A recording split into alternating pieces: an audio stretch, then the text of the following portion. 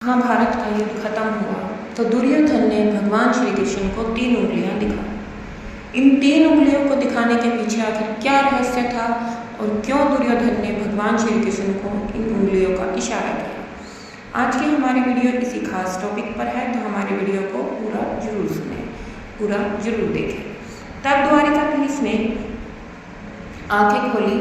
आंखें महाभारत में दुर्योधन जब युद्ध में परास्त होकर जमीन पर पड़ा था और अपने अंत समय के आने का इंतजार कर रहा था, तब उसने अपनी गलतियों का एहसास हुआ। तो उसने श्री कृष्ण की तरफ 3 उंगलियां दिखाते हुए कुछ कहने का प्रयास किया।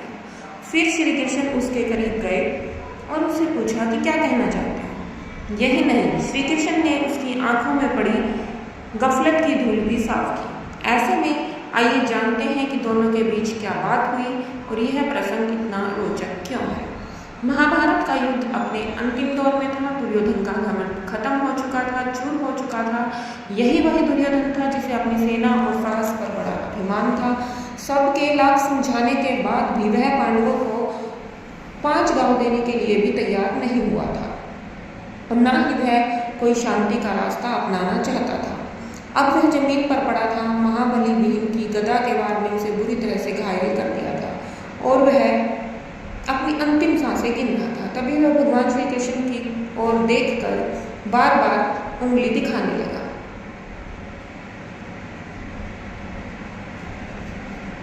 तो आइए जानते हैं कि आखिर पांडवों का साथ दे रहे श्री कृष्ण को अपने अंतिम समय में दुर्योधन ने उंगली क्यों दिखाई।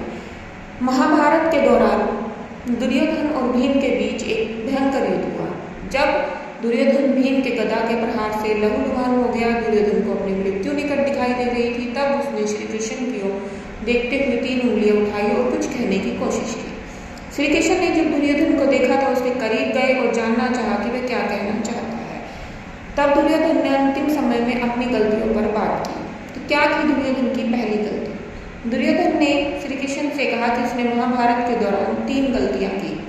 यही वजह है कि वह युद्ध में विजय हासिल नहीं कर सका और अब खुद अपनी जीवन नैया डूबते हुए देख रहा है। अगर वह इन गलतियों को नहीं करता तो उसकी जीत तय होती। तब दुर्योधन बोला कि उसकी पहली गलती है थी कि उसने नारायण को नहीं चुना, बल्कि उसकी नारायणी सेना को चुनने का प्रयत्न किया। अगर नारायण यानी श्री कृष्ण का साथ होते तो वह जीत जाते। दूसरी और तीसरी गलती क्या थी।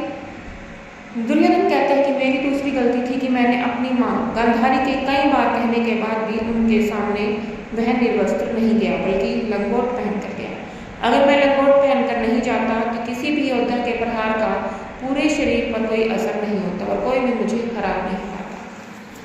फिर दुर्योधन अपनी अंतिम गलती के बारे में पूछता है, बताता है। दुर्योधन कहता है कि मेरी तीसरी और आखिरी गलती थी कि मैं युद्ध में आखिर में गया, जबकि अगर मैं युद्ध में पहले जाता तो मेरे भाइयों और सगे संबंधियों की जान बच सकती थी। इस पर श्री कृष्ण दुर्योधन को समझाते हैं कि तुम्हारी हार का मुख्य कारण है अधर्म के रास्ते पर चलना, अपनी कुलवधू द्रौपदी का चीर हरण करना। यही वजह है कि तुमने गलत कर्म किए और अपना भाग्य लिखा। श्री कृष्ण ने कहा कि तुम अपनी इन 3 गलतियों की वजह से नहीं हारे, बल्कि सिर्फ इसलिए हारे क्योंकि तुमने अधर्म की राह चुनी। इस प्रकार अंत समय में दुर्योधन को अपनी सही गलती समझ आई।